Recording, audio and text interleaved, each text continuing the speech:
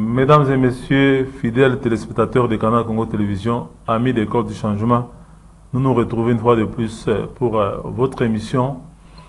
Ici, nous nous en prenons aux antivaleurs, au travers de la société, mais pas aux individus. Cette fois-ci, une fois de plus, nous nous retrouvons avec Maître Paty Joseph Lendo, qui est, en tout cas, qui n'est plus à présenter. Maître Paty Joseph Lendo, pour ceux qui le connaissent, est un fervent défenseur de la méritocratie, l'homme qu'il faut à la place qu'il faut, comme a dit le chef de l'État. Paty Joseph Lendo, bienvenue en tout cas sur ce plateau de l'École du Changement. Bien, merci à vous et merci à ceux qui nous recevront chez eux sans leur invitation. Et nous pensons que, comme toujours, nous serons à la hauteur de leurs attentes et de l'image que nous leur avons déjà infligée. Donc, la trame de cette émission, nous allons nous intéresser beaucoup plus à cette phrase du chef de l'État, l'homme qu'il faut à la place qu'il faut. Donc, la méritocratie, dont en tout cas, Maître Paty Lendo est l'un des chantres. Mais avant que nous puissions en tout cas en arriver là, Maître Paty Lendo, je voudrais quand même que vous puissiez réagir à la perte, à la disparition de Tchalamouana, la reine de Moutouachi, celle en tout cas qui nous a égayés pendant des années, qui vient de tirer sa révérence le samedi 10 décembre 2022 à Kinshasa. Je ne sais pas si vous l'avez connu et quelles sont en tout cas les impressions que vous a laissées après son passage en tout cas sur cette terre des hommes. Tchalamouana. Bien, merci. D'abord, il faut reconnaître que la mort de Tchalamouana constitue une perte immense dans le monde artistique, musical, non seulement congolais, mais africain, pour ne pas dire mondial. Tchalamouana, c'était une valeur certaine. Je ne le dirai pas pour égayer sa mémoire post-mortem, mais je pense que ne pas le reconnaître serait une sorte de perfidie à laquelle je réserve mon cœur autant mon âme. Et vous avez demandé si je l'ai connu. Personnellement, j'ai connu Mama Tchalamouana, non pas sur le plateau de la musique. J'ai connu Tchalamouana physiquement au travers ou par le biais de feu mon oncle Ado Makola. Tchalamouana était collé à feu Ado Makola, que beaucoup de gens connaissent aujourd'hui. Et c'est donc, comme je l'ai dit, par ce canal que je l'ai connu. Et j'avais déjà de l'admiration pour elle. Mais quand je vois le nombre d'appels des amis africains, ivoiriens, maliens, gabonais, congolais d'en face, d'hier tôt le matin pour s'assurer qu'effectivement Mamou National, comme on l'appelle ici affectueusement, était parti, c'est alors que je réalise que la dame était une valeur sûre. Et comme qui dirait, on le reconnaît la valeur d'une personnalité qu'après sa mort, malheureusement, je me suis dit hier que Tchalamouana représentait encore une valeur sûre et certaine à travers l'Afrique. Bon, je ne sais pas, qu'est-ce que ça vous a fait, certains commentaires des personnes qui se disent n'avoir pas aimé Tchalamouana, tout simplement parce que à cause de ses choix politiques. Non, vous m'avez présenté comme étant apôtre de la méritocratie. La méritocratie, c'est cette école des valeurs, valeurs morales, valeurs spirituelles, valeurs intellectuelles. Vous me voyez, moi, me vendre la mémoire d'une si illustre personne parce qu'elle aurait je dirais, des penchants politiques contraires aux miens. Elle n'a pas été à l'école de la méritocratie, mais elle n'a pas été non plus médiocre, que je sache. Donc, je laisse la liberté aux uns et aux autres d'épiloguer là-dessus, mais néanmoins, je dirais, en républicain et, encore une fois, apporte de la méritocratie, je me rends compte que la gouvernance médiatique dans ces pays pose un problème. Il faudrait que le gouvernement s'y penche rapidement pour que par nos médias, réseaux sociaux, pris pêle-mêle, on ne puisse pas trop vendre, plutôt, on ne puisse pas trop rabattre, n'est-ce pas, l'âme de la République, c'est qu'on voit, et dire que les réseaux sociaux, l'Internet, les télévisions, les radios ne sont pas made in RDC. Nous voyons ça ailleurs, mais nous ne voyons pas le même répondant. C'est dire qu'il y a un problème, un casus gouvernandi. Ok. Voilà, nous passons au discours du chef de l'État, d'où en tout cas nous allons tirer la thématique de ce jour, la méritocratie. Le chef de l'État dit l'homme qu'il faut à la place qu'il faut, mais avant qu'on puisse en arriver là, mettre partie des Jeux de l'Indo, on a comme l'impression que l'état des lieux qu'a fait le chef de l'État, c'est pratiquement le même, à quelques exceptions près, de ce qu'il avait dressé l'année passée et même les années antérieures.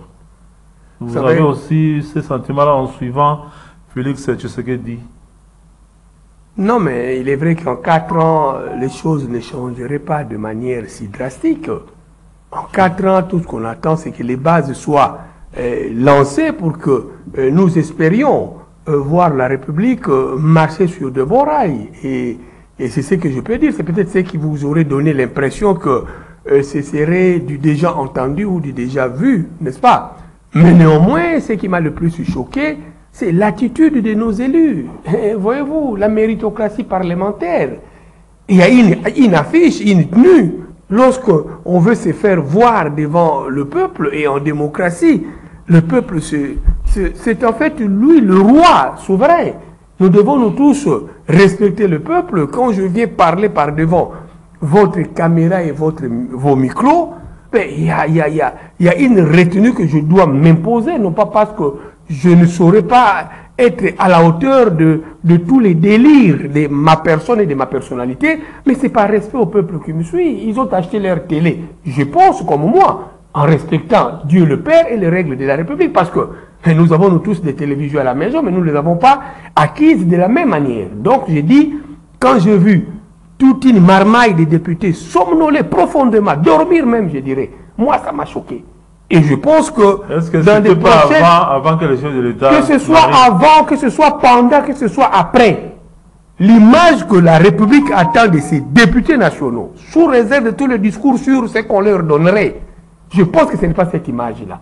Et moi, président, je m'excuse, président de l'Assemblée nationale, sur base des images que les méritocrates m'ont fait parvenir, avec leurs commentaires, que je me réserverai de ne pas mettre à la place publique, j'interpellerai ces députés. Messieurs les députés, venez. Les images ici vous disent quoi? Mais non, c'est pas normal. Ça, je vous dis, c'est pas normal. Et dire que le président de la République, c'est le primus inter alia. C'est le premier d'entre nous tous. Qu'on l'aime ou qu'on l'aime pas, il est le premier d'entre nous tous. Et pour nous qui croyons encore en Dieu, ce n'est pas par erreur que Dieu l'a placé là-bas. Fin de citation. Bah, c'est pas si les gens somnolaient pendant les discours ou c'était avant les discours à cause peut-être de la fatigue due aux embouteillages. Ah mais non, pour arriver sur place là-bas. Le discours a eu lieu pendant la journée. Vous plaignez, vous fustigez même en fait notre comportement, nous Congolais, par rapport aux réseaux sociaux, mais le problème, peut-être que bon, ils ont somnolé, mais le problème aussi, sont les personnes malveillantes, tout bien entendu, qui ont pris ces photos et qui les ont balancées sur les réseaux sociaux. Je crois avoir vu ces images à la chaîne nationale. J'étais tout attentionné. Donc c'était en direct. J'avais un deuil d'un ami, j'ai salué sa mémoire, le grand patron Feu David Yolo, un ami de ma promotion. C'est d'ailleurs moi qui ai modéré. Merci à la famille, merci aux amis de la promotion Tchungu Tchungu. Mais néanmoins, j'ai suivi le discours du président. Il ne faudrait pas ramener aux réseaux sociaux. Mais là aussi, il y a un problème au niveau de la chaîne nationale. Par respect aussi, c'est notre chaîne nationale. N'est-ce pas? Par respect pour nous, le caméraman, le preneur de vue, doit quand même faire une petite censure des images qu'il nous balancerait. Ce n'est pas normal, par exemple, que si jamais je me mettais à ouvrir ma bouche grandement pour me défouler, on balance ça aux médias. Non, même en direct. Nous avons vu ça sous le maréchal Mobutu. Et voyez-vous, nous avons vu sous le maréchal Mobutu. On ne mettait pas n'importe qui comme caméraman lorsqu'il y a la cérémonie du chef de l'État. Non, on ne met pas n'importe qui comme caméraman lorsqu'il s'agit surtout d'une cérémonie du chef de l'État. Et je le parle en méritocrate. Et j'ai appris aussi le droit de l'information. Donc il y a des failles aussi au niveau... Ah, bien sûr que oui. Lorsque le président s'affiche, on doit faire très attention. Le protocole, la sécurité, tout doit être analysé vraiment avec la moindre rigueur possible. Je suis désolé de le dire ainsi, mais c'est ainsi que je vois les choses. Bon, revenons maintenant aux dispositions de l'État. L'homme qu'il faut à la place qu'il faut, désormais, c'est ce qui doit être fait. Ça veut dire qu'on ne l'a jamais fait jusqu'à maintenant? Bon, vous savez, ça quand vous dites désormais, pour moi, ça me fait tiquer un peu. Je l'ai entendu à la clôture des concertations avec le président Kabila. L'homme qu'il faut à la place qu'il faut. Bon, pour nous les médecins, nous sommes dit, ça y est, C'est-à-dire, lorsqu'il y a un micro et qu'on cherche celui qui doit occuper le micro, on doit faire vraiment l'économie, n'est-ce pas, de bons parleurs de la République, pas de la famille, c'est pas du parti, du regroupement, de je ne sais quel autre artifice, même spirituel. On doit trouver le meilleur. Nous l'avons dit, c'est ça la méritocratie. Si le pouvoir appartient à la famille doit devoir aligner à la face du monde le meilleur d'entre ses fils. Si le pouvoir appartient à une quelconque majorité, eh bien cette majorité doit s'imposer cette discipline-là de nous faire afficher le meilleur d'entre elles. Mais vous verrez demain, au nom de la magie de la composante ministre parmi les dormeurs. Ah non, là, ce n'est pas respecter le peuple. Donc là, je le dis sincèrement, ce n'est pas respecter le peuple. Donc voilà, la méritocratie, je demande à ceux qui prient comme moi, et je l'ai dit hier au Ngunza du Congo central, parce que nous avons ceux qui parlent avec Dieu aussi, nous leur avons dit. Vous avez vu, Kabila l'a dit, méritocratie. Le président Kabila, ce n'est pas la première fois. J'étais avec le président depuis qu'il est président 4 fois. Il n'a cessé de dire, méritocratie, l'homme qu'il lui faut à la faveur de postes qui lui qu'est-ce qui pose problème maintenant? Il faut prier pour le président. Qu'est-ce qui pose problème? Il faut prier pour le président pour que nous arrivions à imposer cette méritocratie dans le choix des hommes, dans le choix des femmes. Et vous verrez que lorsque nous aurons réussi à imposer la méritocratie dans l'armée, la police, les entités territoriales décentralisées, et la territoriale en général, le gouvernement, le conseiller, partout, vous verrez que 3 mois c'est trop. Le pays changerait de visage. Il ne faut pas perdre de vue. Le problème du Congo, ce n'est pas structurel. Ce n'est pas non plus organisationnel. Le problème du Congo, c'est l'homme qui est médiocre. L'exemple, il est là. Le président est là, les députés somnolent, dorment même profondément. Et pendant la matinée, je suis désolé, quand vous avez des députés qui n'ont pas dormi la nuit, ils ont fait quoi? Eh bien, disons à haute voix. C'est une injure à la citoyenneté collective. Pourquoi on doit permettre aux uns de pouvoir injurier tout un peuple? Nous devons être sévères. Si vous étiez à la place de chef de ces institutions. Ah ben non, ça allait interpeller, ça c'est clair. Tout ce qui était dormeur là, venez monsieur, qu'est-ce qui s'est passé? Et je raconte à la nation. Ça, je le ferai volontiers. Il faut le faire passer par là. Nous devons quitter cette histoire de complaisance. Vous savez, un député national, je dis bien, sous réserve de tout ce que la nation lui donne, je ne voudrais pas choquer ma propre conscience en m'y souvenant. Et je pense que tout député national doit s'imposer une discipline dans sa propre comportementalité, même le plus élémentaire possible, pour qu'on ne nous affiche pas n'importe quoi au nom du député. Comme un ministre qui somnolerait, ailleurs, ah non, vous quittez, on vous pousse à la démission. Comme un ministre qui ferait des je ne sais pas quoi. Mais au pays, ici au Congo, la méritocratie, bon, c'est pourquoi je demande à ceux qui prient Dieu vraiment d'implorer les actes du ciel pour que le président s'engage dans cette voie. Ma préoccupation, c'est celle-ci. Le président dit l'homme qu'il faut à la place qu'il faut. Mais nous remarquons, hier comme aujourd'hui, vraiment, ce n'est pas des mises. Est-ce que le problème, ce sont ces collaborateurs qui choisissent des personnes à être nommées par le chef de l'État parce que le chef de l'État n'est pas un magicien pour reconnaître tous ces beaux mondes-là qu'il nomme? C'est le problème, c'est qu'au niveau de ces collaborateurs qui ont d'autres critères, par exemple l'appartenance familiale, l'appartenance à un parti politique, l'appartenance, je ne sais pas, à un club d'amis, des critères donc qui n'ont rien à voir avec le critérium que le chef de l'État vient en tout cas de mettre à un certain niveau de la vie, on se débarrasse de certaines pesanteurs qui ne soient pas porteuses par rapport aux idéaux que l'on s'assigne, par rapport aux fonctions que l'on occupe. Mais je vous l'ai dit, je ne suis pas théocrate ou je ne sais pas quoi. Mysticiste, ah non, je suis profondément chrétien, n'est-ce pas? Je dis qu'il faut prier pour le président. Parce que ne perdez pas de vue. Jésus-Christ n'avait que 12 apôtres. L'entourage. Il n'avait que 12 apôtres. Mais Jésus-Christ est le Fils de Dieu. Je ne sais pas à l'époque s'il y avait aussi des partis politiques, des regroupements, de nous, ressortissants de soutenons, je ne sais pas. Mais Jésus-Christ nous montre l'exemple de la méritocratie. Il s'est imposé une discipline cartésienne dans le choix de ses apôtres. Et il disait lui-même, mais il appartenait aussi à une famille, il avait aussi des amis. Moi j'étais en Israël. On nous montra à un moment donné voilà votre Jésus-Christ. Et son papa était ici, dans une menuiserie. Tout ce que les archives juives nous réservent, ceux qui ont fait Israël comme moi, Jérusalem, Bethléem, je ne sais pas où encore. Mais ils peuvent venir. S'il y a contradiction, je reviendrai encore parce que j'ai été là-bas par 2 fois. Donc voilà.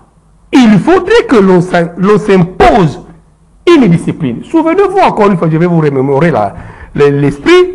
Le président Kabila, le jour de son mariage avec Maman Olive, ils ont fait devant feu le cardinal Echaou une prière que les gens ont oublié si vite. Je le rappelais plusieurs fois à l'ambassadeur Mugalu parce que j'avais encore accès à lui et à plusieurs autres qui étaient autour du président, dont le Dirkaba Kambila. Eh bien, je disais quoi? Le président Kabila et Maman Olive ont dit, dans leur prière commune comme les mariés, Père, devant cette charge qui est notre, de conduire cette république, donnez-nous le meilleur d'entre les fils, tes fils, pour nous accompagner à cette tâche. Mais Kabila est encore vivant, Maman Olive aussi. Si je mentis le jour où moi je mentirai, évidemment, contrairement à ces aventuriers qui ont présenté l'Inde comme escrocs, alors qu'eux-mêmes ce sont des véritables escrocs irrépublicains. Le jour où moi je mentirai, vous me dites, vous avez menti ici, je ne m'afficherai pas. Par respect au même peuple que je considère comme étant le roi de tout. Voyez-vous? Ils ont dit ça, Maman Olive et président Kabila. Mais vous voyez après le choix qu'ils ont fait. Est-ce que le choix qu'ils ont fait était vraiment le choix de Dieu? Est-ce qu'ils se sont souvenus de leur prière commune devant Dieu le Père? C'est là où j'interpelle les chrétiens, ceux qui ont la luminosité spirituelle, de pouvoir prier pour nos dirigeants.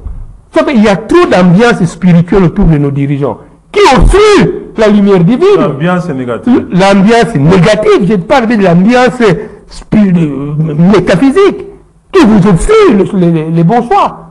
Il y a des gens qui croient que vous aider serait mettre votre nom dans tout ce que les eaux comportent des dissimbi. On va citer votre nom. Je suis Manianga de Louosi. Vers le fond là-bas de Louosi, ensuite, on revient. Même si on fait des bêtises, vous me regardez comme un chien défaillant. Alors que si fétiche il y en a, si mysticisme il y en a, si spiritualité il y en a, nous devons conjuguer toutes ces forces-là que les yeux physiques ne voient pas pour construire la République, pour faire le bien. Les Blancs, ils sont aussi dans ces histoires, mais ils ont créé les avions. Mais nous, les Maniangas surtout, nous pouvons venir à Paris, chez mon frère, à la suite d'une tige d'allumettes. On croit que c'est ça l'ingéniosité. Ok, bon, revenons maintenant. Prions pour le président. Okay. Prions pour le président pour que le choix des hommes, comme lui l'a dit désormais, ça je le dis, en tout cas, il faut prier pour lui, pour que les forces du mal, la Bible le dit, ne viennent pas voler ce qu'il a lui-même semé de positif pour la République hier devant la nation. Ok, donc selon M. il faut prier pour le chef de l'État pour qu'en mais la Bible le dit, ce n'est pas moi, la Bible le dit, priez pour le président de la République, priez pour vos dirigeants. Mettre en application cette vision-là de la méritocratie qui vient en tout cas de déclarer publiquement. M. Pati, le chef de l'État dans son discours aussi, bon, il a évoqué la situation sécuritaire, il a évoqué d'autres problèmes aussi. Il y a aussi la question de la justice qui pose toujours problème. Et vous êtes un auxiliaire de la justice. Un ancien magistrat. Voilà. Il y a des travers qui gangrènent en tout cas ces secteurs. Par exemple, une justice à double vitesse, une justice pour les forts et contre les faibles. Et voilà. Vous savez, comment on peut en tout cas remonter la pente? Parce que chaque fois, on ne fait que... Là, vraiment, je suis à l'aise. Je suis à l'aise. Mais je rappellerai au président qu'il se souvient de ses discours passés. Il a toujours épinglé, n'est-ce pas, ces antivaleurs qui gangrènent l'émergence judiciaire de ces pays. Mais nous ne devons plus nous complaire à les dire ou à les dénoncer tout haut. Nous devons maintenant nous engager dans le mysticisme même de la vérité pour en décortiquer les vraies causes. N'est-ce pas, les vrais mobiles de ce que nous dénonçons nous tous. Mais là, je partirai de moi-même. Je demanderai au président de la République. Oui, les magistrats sont ce qu'ils sont. Mais nous avons encore la chance d'avoir de bons magistrats. Ça, vraiment, je le dis, non pas parce que je suis juriste, je suis magistrat, j'ai été magistrat, je suis avocat, non. Mais qu'est-ce qui se passe? Le président doit demander, doit imposer la révolution de conscience d'un chacun. À tous les niveaux. Chacun doit apprendre à respecter sa conscience. Et dans la conscience, on ne triche pas. Ce qui est mal, celui qui le fait le sait.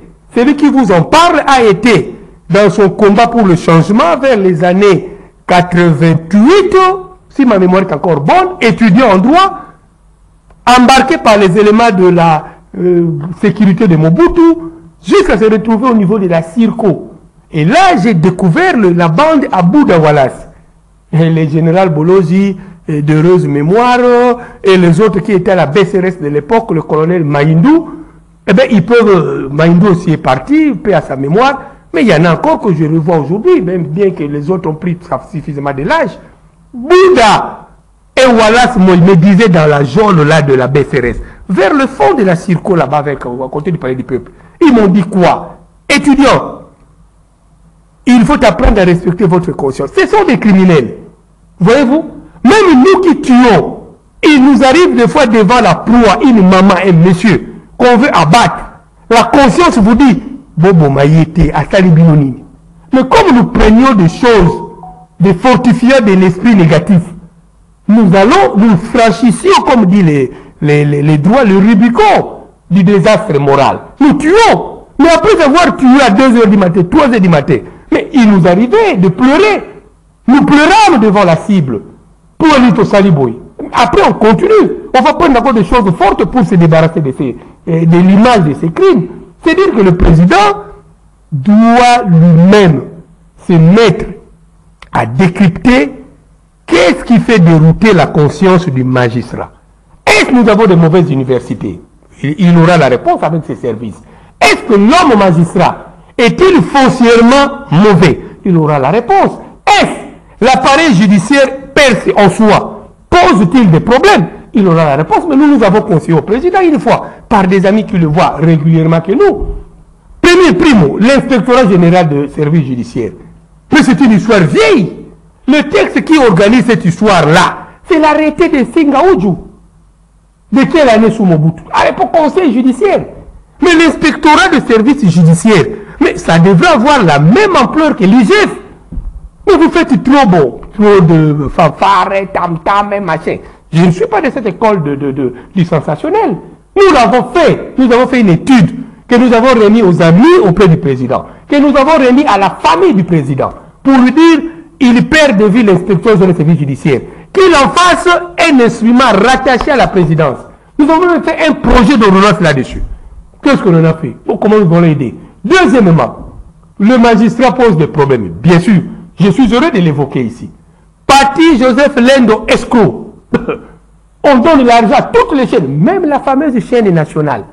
Je remercie le président pour avoir fait partir les DG qui étaient là. Et me semble-t-il, et au Congo aussi. Bravo au président pour le choix à la tête de la RTNC. La dame Sylvie, vraiment c'est une journaliste rompue.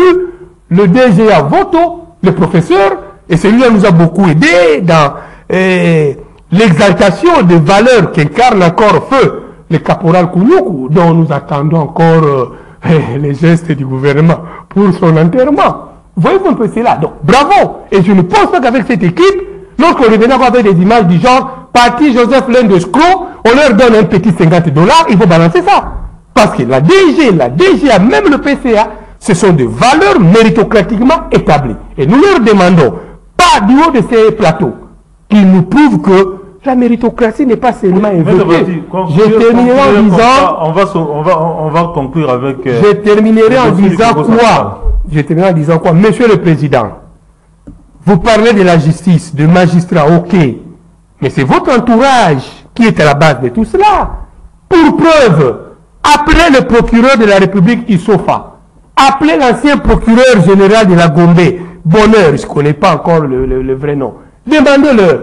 Qui vous avait dit d'arrêter Maître Paty à l'époque escroc et de le faire passer en flagrance pour le condamner à 3 ans de prison? Mais puisqu'il y avait un conseiller du président chargé de mission, et même un soi-disant pasteur, qui était derrière cette aventure, autour du président de la République.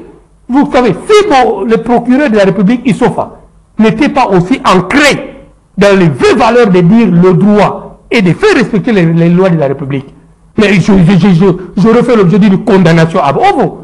Et je serai aujourd'hui prisonnier à Makala. Non pas parce que j'ai fait du mal, parce que ma candidature comme gouverneur du Congo central a posé problème.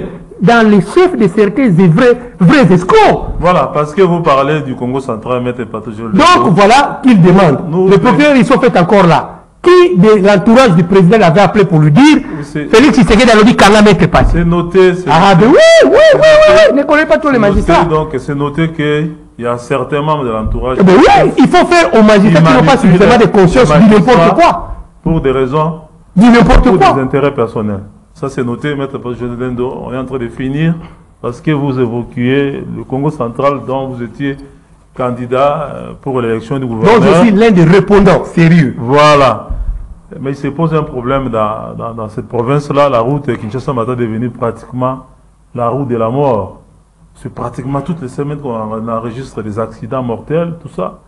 Mais c'est dû à quoi? Toujours à la sorcellerie? Non. Là, je le dirais sans embâche. Oui, il y a autre chose. Je le dirais sans embâche. Je viens de faire Boma il n'y a pas très longtemps dans un bus. Et j'ai prêché les gens dans le bus. Ceux qui ont été avec moi dans le bus, là, je ne citais pas non pour ne pas faire la publicité.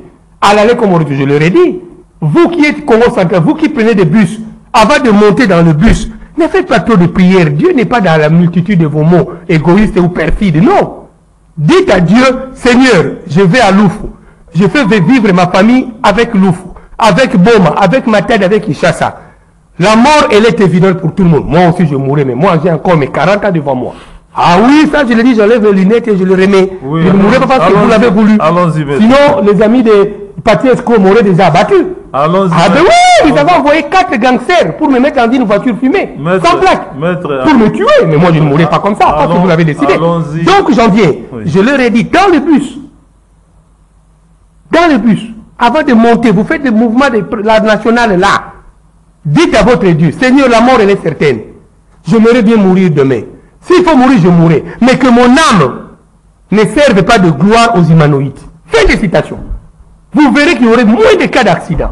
Pour comprendre là où... Je m'excuse, laissez-moi parler. Je ne suis pas Ngonza, je suis chrétien. Allez-y. Pasteur, autrement. Bien sûr. Donc, les âmes là vont à la gloire des humanoïdes. Ça, c'est dingue. De deux, candidat gouverneur, je fais voir aux députés provinciaux du Congo central. Je leur ai dit, mais partons du cas de Mbouba, où le président de la République lui-même, Mbouba, est allé à la rescousse de sa population du Congo central. Bravo, monsieur le président, pour cet amour. Eh bien, le président ramena à Kinshasa 79 blessés graves qu'on a éparpillés à travers les hôpitaux. Sur les 79, mes chers amis, eh bien, il n'y a qu'un seul qui a survécu, le petit hébreu, que je prends en charge jusqu'à ce jour. Mais j'ai dit à la famille du président, voilà sur 79, les seuls qui est resté. La réponse, non, maître Okosi, Balobi, Babima, Baronios. Mais ce sont des évidences. Le même hébreu là, je l'avais présenté à l'Assemblée provinciale du Congo central, à l'actif de la campagne. Je l'ai présenté récemment chez le patriarche Wankwenda de l'UDPS. J'ai dit, papa, voilà ces messieurs. Le seul rescapé. Pour dire quoi? J'avais dit aux députés provinciaux, la route pose problème. Il ne faut-il pas qu'il y ait encore de Mbouba 2? Qu'est-ce qu'on devait faire? La gouvernance provinciale doit prévoir des checkpoints médicaux. Et là, j'avais l'appui de mes amis belges. On devrait mettre des unités de relais. Là, ça, c'est après accident. C'était pendant la campagne électorale. Non, ce que vous prévoyez là, c'était en cas d'accident. Non, laissez-moi vous le dire. Des checkpoints de relais médicaux, ça veut dire quoi? Après X temps, 30 km qu'on avait fait des études, 30 km ou 40 km je crois, on met un checkpoint. Les Belges étaient prêts à nous faire 10 ambulances. Avec équipe, voilà, pour comment on dit, perfusion, transfusion, et ainsi de suite. Je l'ai dit aux députés, mettons cela. Kinshasa, Kazangoulou, après, même lui, là, on met un checkpoint. Pour que chaque fois qu'il y a des accidents, mais comment les gens meurent? Par hémorragie. Par manque de prise en charge immédiate. Voyez-vous? Et on le fait dès Kinshasa, à Matadi dans un premier temps. On verra après, moins d'après. Deux, nous l'avons dit, mettons des checkpoints dans le côté est. Kazangoulou, vous venez avec votre gros véhicule. On vous check.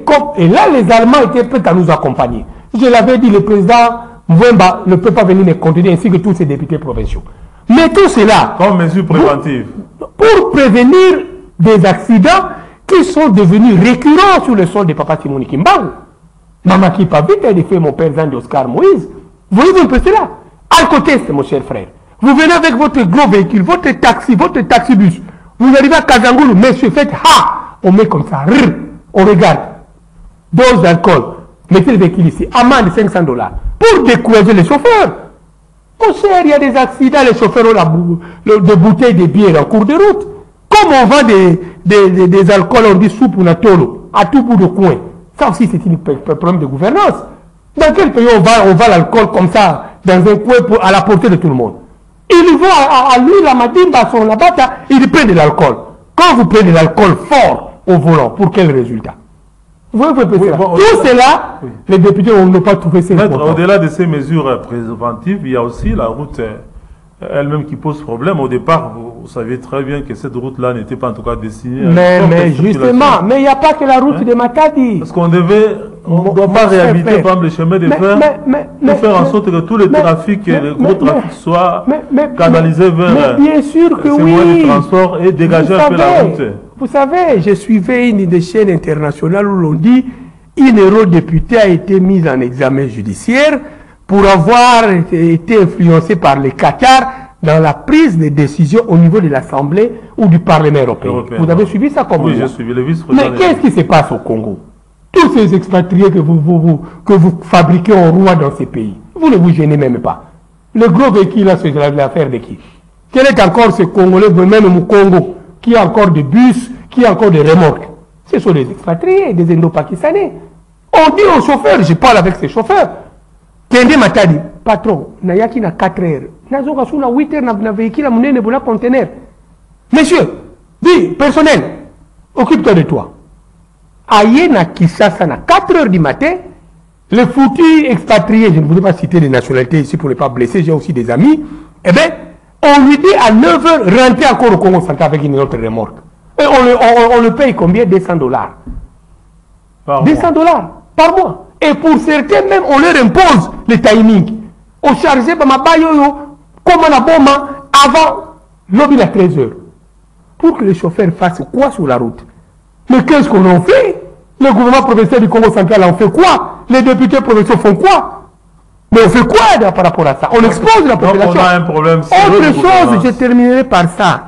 Quand nous faisions encore des démarches pour être reçus, un certain 19 juin, par le président de la République, la délégation de Bakongo, au plus fort de la crise Mwanda Semi et Atou Matubwana. Et c'est moi qui ai conduit la délégation, l'histoire le notera. Eh bien, nous travaillons avec le ministre, le vice-ministre de l'Intérieur de l'époque. Quand je l'ai vu, le vice-ministre, avant mon frère et mon ami Acelo, que je salue affectueusement et avec beaucoup de respect, Vipie Marcelo, l'un des meilleurs, un autre méritocrate encore. Voyez-vous un peu cela? J'avais dit au vice-ministre qui est à l'intérieur, faites avec moi la route du Congo central. Qu'est-ce qui se passe? D'abord, la route n'est pas éclairée. Et si vous y êtes au Congo central, le Molili, l'obscurité, a une forte dose à Kinshasa. C'est vraiment le noir. Vous verrez une remorque sans lumière classique. On met une torche au milieu. Mais je vous dis des choses que je suis chauffeur. On met une torche au milieu. Et comptez la panoplie des barrières de PCR. Pour vous dire qu'on est trop dans les théâtres dans ces pays. Comptez ça. Une torche. Il n'y a pas même de réverbères le long du véhicule. Pour vous permettre dans un virage de mesurer la longueur de votre vis-à-vis. Voyez-vous, pour vous permettre enfin de bien amorcer le virage. Je l'avais dit à Kanko, comment il s'appelait? Kankonde. Et ceux qui ont été avec moi savent, ils notaient. Je suis allé moi-même sur Victoire, puisque je suis aussi avocat certain nigérian et ainsi de suite. J'ai dit, mais ce que vous vendez là, qui ne voit pas ces torches-là? Et vous le savez, non? Même à qui je le vois. Oui, oui. Au milieu de la route, vous ne savez pas d'abord le volume du véhicule qui est en face de vous, ainsi que sa longueur. Dans quel pays vous voyez? J'ai demandé moi-même aux Nigérians. Tout comme on peut retrouver une dame avec 3 enfants sur une moto sur l'avenue 24 novembre. Le moto même les camps. Pour ce qui est des cas de moto, n'en parlons même pas. Et aussi en commode tellement que les motards sont devenus des petits rois. Ils peuvent vous injurier et quand vous faites n'importe quoi, ils vous disent ils vous disent, j'avais dit un motard, mais quand tu comme ça, l'État a l'argent complice na bino, et bien, Oui. Je vais terminer en disant En conclusion alors. Laissez-moi vous dire, Vous concluez les par là. minutes qui restent. Mais le vice-premier ministre, notez ça. Les Nigérians m'ont dit, je leur ai posé la question, ce que vous vendez aux véhicules du Congo, est-ce que vous le vendez ailleurs? Maître, vous avez raison. Ailleurs, on n'accepte pas ça. Que les gens suivent. Ailleurs, on n'accepte pas de vendre des torches contre les véhicules devant. Ailleurs, on n'accepte pas ça. Mais chez vous, nous trouvons que c'est un bon marché. Fin de citation. Qu'est-ce que vous voulez? Quand on vous envoie pour contrôler, les Nigériens vous donnent 100 $. Surtout maintenant, c'est la bonne année. Vous ne vous gênez pas en autorité de dire, c'est l'anniversaire de ma fille, hein? Monsieur Alam, vous donnez combien? C'est l'anniversaire de madame. On vous donne un gâteau d'anniversaire. Et vous allez faire quoi demain? Et je citerai en disant, Congo central, mais c'est qu'on voit, on le voit qu'ici au pays, où vous êtes en train de rouler, même sur le boulevard.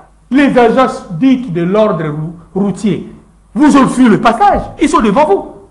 Et ils laissent les carrefours, ils sont 8 autour du véhicule. Nous cherchons encore des éléments au niveau de l'Est, mais qu'on brasse la police. Le surplus qu'on les ramène à l'Est. Comment dans un carrefour, un petit carrefour, à Delvaux, vous voyez 12 PCR. Pour faire quoi? Je viens de Dubaï, je n'ai pas vu un PCR sur la route. Je n'ai même pas vu un policier pour tout au long de mon séjour à Dubaï. Je n'ai pas vu de policier. J'ai demandé aux amis dubaïtes. J'ai dit, mais ici chez vous, c'est comment? Je ne vais pas faire la publicité ici. Donc voilà, on se met debout devant le véhicule. On prend une histoire là, je ne sais pas qui fabrique ça. J'ai demandé aux amis de la ville de Kinshasa, les députés provinciaux, mes petits frères comme ils sont là aussi, dit, ramenez-moi un peu le budget de la ville. Je vais voir la dotation de la police. Est-ce que vous avez prévu les masses comme affectation de fonds? Mais comment vous n'avez pas prévu les masses? Mais comment les policiers se retrouvent avec des masses dans tous les carrefours? Donc il faut faire ça. Dans quel pays vous avez vu des policiers venir comme ça, à Gister, à Pessi Bibende, Batire Banzoube, à Tchenapini? Je ne peux pas demander à la commandant de la police. D'où vient ces masses? Je citerai.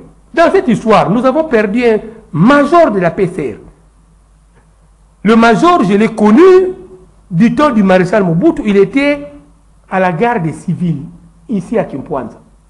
Major Bongambe, je crois. Si le nom est encore bien cité. Ça fait longtemps qu'il est mort. Vous savez comment il était mort? Ici à Kitambo. PCR, commandant PCR. Lui-même major. Il se met debout devant un minibus 207, comme vous le dites, qui venait vers Kinsuka. Il est là, il fait comme ça, tellement. Le 207, à l'état où ça se trouvait. Mauvaise foi du chauffeur, défaut technique, nous ne savons pas. Mais le 207 avait renversé les majors. Je salue le général Kassongo pour avoir administré le premier soin, avec, je crois, 300 $. Je parle de choses dont je la maîtrise. Ah, je vous l'ai dit. Major Bongaba a été ramassé. Quand j'ai été appelé par sa famille, tout type papa Nayo, viens Nayo. Je suis allé, c'était déjà mort. Oui, maître. Voilà des choses qui devraient interpeller les gouvernants. On doit mettre un terme à cette histoire-là. Okay. Ce n'est pas normal. Merci. Voilà. Merci en tout cas d'avoir été avec nous pour cette émission Écho du Changement. Merci à tous ceux qui nous ont suivis. Nous prenons en tout cas rendez-vous dimanche prochain pour un nouveau numéro de votre émission. Dans l'entretemps, restez branchés sur le programme de Canal Congo Télévision, votre chaîne. Bye et à la prochaine.